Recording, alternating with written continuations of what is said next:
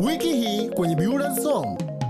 Labda unadhani ni nini kinafanya maji yakose pressure yanapotoka kwenye tanki? Kunachangiwa na sana mnara ule wa tanki juu. Wengi wao wanajenga mnara wa tanki unaishia kwenye fisherboard. Na iwapo na shimo moja tu la square kuhifadhia maji taka, hili linakuhusu. Sababu atakayoipata ni kwamba itakuwa ni kila mara kunywa kwa sababu litajaa haraka. Lakini pia ni rahisi kuzuia upotevu wa maji. Kama kabla hajataka kuoga, angebidi aflash maji yote yaliyo kwenye line.